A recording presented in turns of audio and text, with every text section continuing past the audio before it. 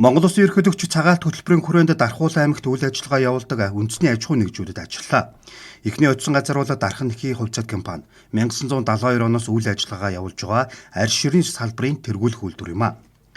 250 хүнийг ажлын байраар хангаж нэхий дээл гутал сахин дээл болон ширэн гутал эсхий бүтээгдэхүүн ажлын гутал хувцас бусад бүтээгдэхүүнийг үйлдвэрлэн борлуулж байна.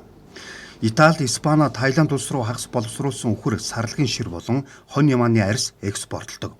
Жилд 300 мянган ширхэг бодын шир боловсруулах, 1.5 сая ширхэг богийн арьс боловсруулах, 500 мянган ширхэг сахин хувцас, 500 мянган хос гутал үйлдвэрлэх хүчин чадалтай.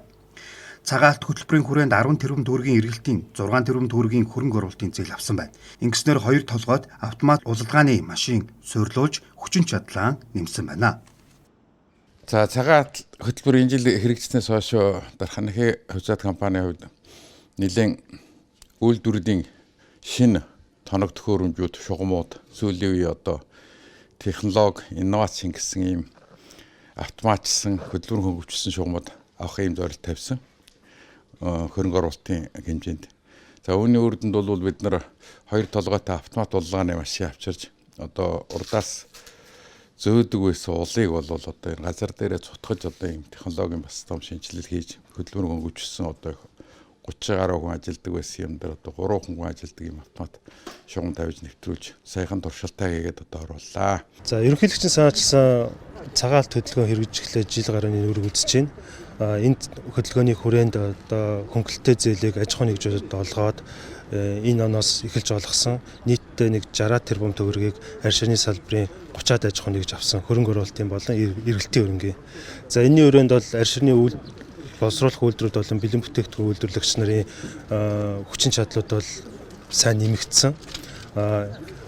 Боловсруулах үйлдвэрүүд маань бэлэн бүтээгдэхүүн үйлдвэрлэгчдээ арьсаа борлуулах, түүхийд хоршоод малчтаас худалдаж авах гээд сүүлийн жил 2 жилийн хугацаанд бол 20-30% бол гүн боловсруулалтын түвшин бол нэмэгдээд байна. Цагаалт үндэсний хөдөлгөөний хүрээнд манай Дархан уул аймагт Дархан нэхий, Дархан савх, Хадаан гармент, Таймас зэрэг хатын үйл хархан зэрэг аж ахуйн нэгжүүд зээл авч одоо эргэлтийн болон хөрөнгө оруулалтын зээл авсан байгаа. Эхнээсээ үр дүн гарч одоо хөрөнгө оруулалтын зээлийн хүрээнд тоног төхөөрөмжийн шинжилэл хийгээд одоо аж ахуйн нэгжүүд үйлдвэрүүдэд ашиглалтанд ороод бүтээн байгуулалтаа хийж дуусаад байна. Тийм төвийн бүсийн хэмжээнд бас Эрдэнэт Хевс гэдэг компани маань бас зээл авсан. Хевсний үйлдвэрлэлийн хүчин чадлыг 200 мянган метр квадратаар нэмэгдүүлээд байгаа. 2007 онд байгуулагдсан Timeless компани Товба брендийн бүтээгдэхүүнээ 100% Норвеги улсад экспортлж байна.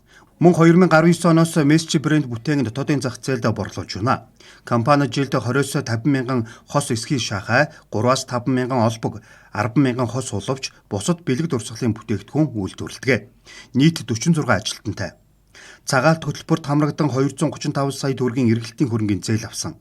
Ингэснээр үйлдвэрээ өргөтгөж хүчин чадлаа нэмж, ноос, будаг, химийн материал авах, ажиллах очноо сайжруулах зэрэг боломж бүрдсэн тухай компани захирал ярьсан юм а. Ажлын байрыг нэмэгдүүлэх, мөн одоо эсхий бүтээгдэхүүний үйлдвэрлэлийг дэлхийн зах зээлд гаргах гэсэн ийм одоо зорилготойгоор байгуулагдчихсан. Одоо бид нэр 19 дэх жилдээ Норвегийн Това компанитай хийсэн гэрээнийхээ дагуу экспорт хийж жилдээ 25-30 мянган шахаг одоо шахаа болон эсхий олбог, эсхий уловч зэрэг эсхий бүтээгдэхүүнийг экспортлсон 50 гаруй ажилтнтай ийм одоо үйл ажиллагаа явуулдаг компани юм аа. Мөн зах зээлийнхаа одоо багтаамжийг одоо нэмэгдүүлэхийн хэрээр бүтээмжтэй ажиллах одоо тэр одоо ажиллагаанд мөнгө санхүүгээ зарцуулах. За 3 дугаарт нь гэвэл бид нэр татврын хоримтлагдсан өрнөөсөө одоо гарах тийм ээ. Энэ арга замуудад маш сайн одоо дэмжлэг болж байна гэж харж байгаа. Монгол Улсын ерөнхийлөгчийн санаачилсан цагаан алт үндэсний хөдөлгөөн улс орон даяар хэрэгжиж эхэлсэн. За энэ онд бид нар 93 аж ахуйн нэгжид 478 тэрбум эргэлтийн болон хөрөнгө оруулалтын зээл болгосон. За үүний үр дүнд бас бид нийт Монгол Улс бэлтгэдэг ноолорынхаа 50 гаруй үндэсний үйлдвэрүүд маань худалдаж авсан. За үүнтэй зэрэгцээс бас ноолорын салбар техникийн зохицуулалт хийж энэ оноос зөвхөн самсан ноолорыг экспортлсон. За энэ үр дүнд бас тэр өнгөрсөн онд харьцуулах юм бол самсан ноолорын экспорт 4 дахин нэмэгдсэн. За нөгөө талаасаа бид нар энэ ноос, ноолор, арьс ширний гүн боловсруулалтын түвшинд нэмэгдүүлэх зорилгоор хөрөнгө оруулалтын зээлүүд өгч гисэн. За энэ хүрээнд эер хүчин чадал 400 тонноор нэмэгдлээ. За хевсний үйлдвэрүүд маань 25 шинэ тоног төхөөрөмжөөр бүх тоног төхөөрөмжөө шинжилж байна. За арьс ширний үйлдвэрүүд тоног төхөөрөмжөө шинжилээд гутлын үйлдвэрлэл 500 гаруй мянган хос үйлдвэрлэх хүчин чадал одоогоор суурилагдаад байна. Өнөөдрийн байдлаар 93 аж ахуй нэгж 478 тэрбум төгрөгийн зээл аваад байна. Энэ жил цагаалт үндэсний хөтөлбөрийн хүрээнд аж ахуй нэгжүүдэд эргэлтийн хөрөнгийн зээл хэлбэрээр 300 тэрбум, хөрөнгө оруулалтын зээлд 489 тэрбум төгрөг олгоно. Мөн засгийн газраас хариуцсан төлөх хүүгийн хөнгөлтөнд 66 тэрбум төгрөг зарцуулах юм а.